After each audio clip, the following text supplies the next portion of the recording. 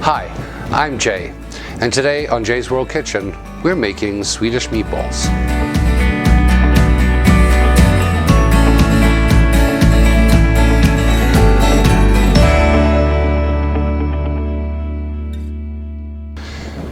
Now, many of you have probably been to a very large retail chain that makes easy to put together furniture, and one thing that they serve in their restaurant is Swedish meatballs.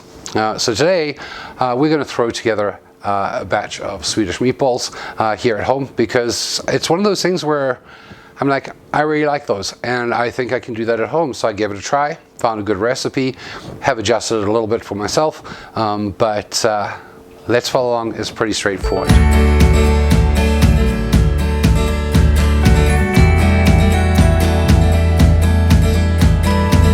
For this recipe, you're going to need 2 tablespoons of olive oil, 1 small onion finely chopped, 2 pounds of ground beef, or 1 pound of ground beef and 1 pound of ground pork, half a cup of panko, 2 egg yolks, 1/4 teaspoon of allspice, 1/4 teaspoon of nutmeg, some kosher salt, and some ground black pepper.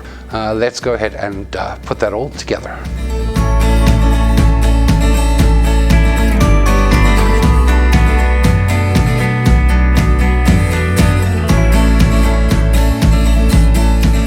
We're going to start off by putting your 2 pounds of ground beef into a mixing bowl. Once you've got that nicely thawed and it's a nice comfortable temperature to work with, you can wear gloves if you want. I tend not to. And we're going to take our onions that we fried up beforehand. They are like just beyond translucent and just starting to caramelize. Does help add to some depth of flavor there, and you're just going to make sure you scrape all the oil that you used into that as well while you let it cool off. You obviously want to let it cool off, because otherwise you're burning your fingers trying to mix it in. So to that, you're also going to add your allspice, your nutmeg, and your 2 egg yolks, and your half a cup of panko. Now the recipe is pretty straightforward. You can now salt and pepper it to taste. I use kosher salt, and probably about 1/4 to an eighth to 1/4 of a teaspoon, and the same with freshly ground black pepper.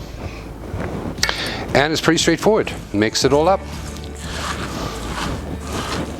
I think by now you guys know that I like to get my hands in there and get dirty. Once we've got everything mixed together, take a nice little scoop. Picked up this one off Amazon. Really do like it because it's not too big. It's not quite an ice cream scoop size. You don't want huge meatballs.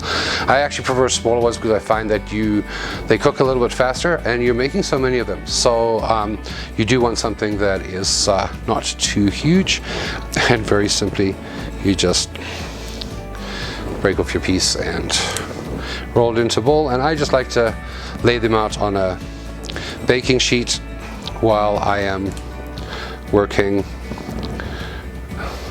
my way through them all.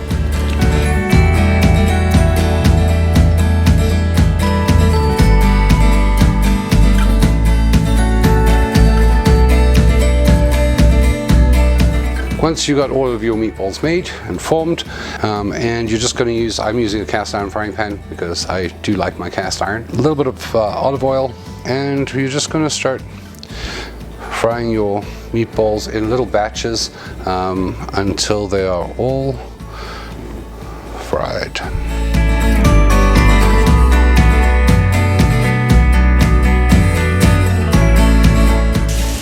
You want to keep turning them until they're pretty much evenly cooked all the way around.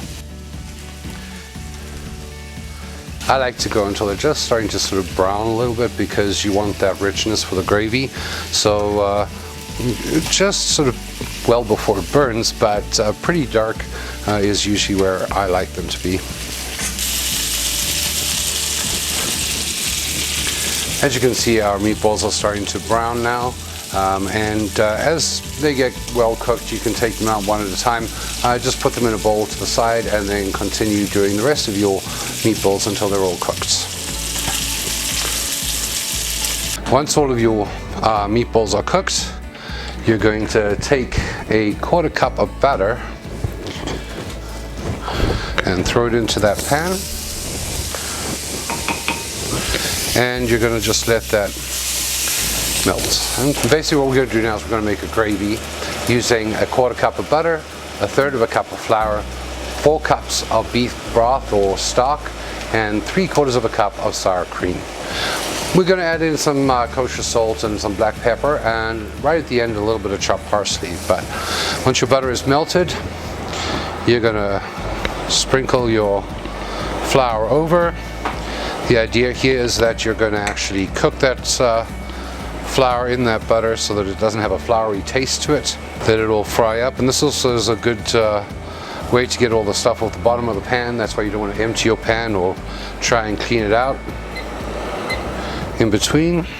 And let that cook for about 2 minutes. And now we're going to add 4 cups of beef broth, but you're going to do it really slowly because you want this to thicken, but you do need to stir quite quickly, especially because you're going from slightly cooler liquid onto quite a hot surface. So you want to do that kind of slowly, and you might need a whisk which is a little bit easier to use than your wooden spoon.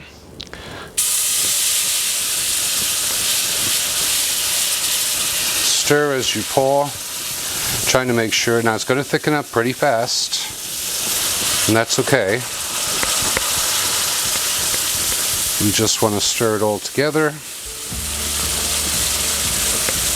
Keep stirring and adding so you don't get lumps until it starts to come together as a gravy. And in this case we're going to keep going a little bit here until everything is incorporated and you have a nice gravy going. Right, and when your gravy is nicely incorporated, we're going to add in our 3/4 cup of sour cream. So when our sauce is ready, we're going to put our meatballs into a saucepan, like something wide and not too deep, because we're now going to add our sauce on top of them.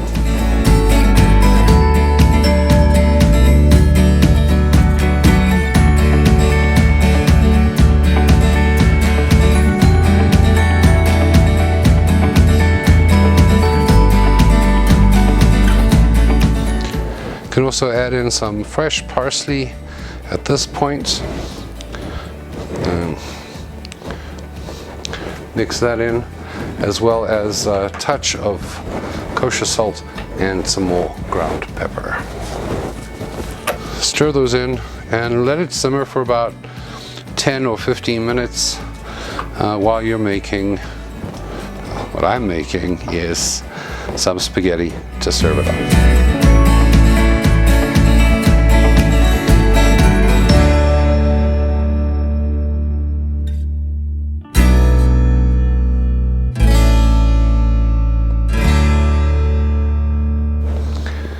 And there you have it. And my favorite part, of course, is tasting. So let's give this a good old go. Just really nicely cooked all the way through, and having left it in that sauce for probably a good half an hour, its smell is amazing, and you can actually like smell a little bit of that nutmeg in there too.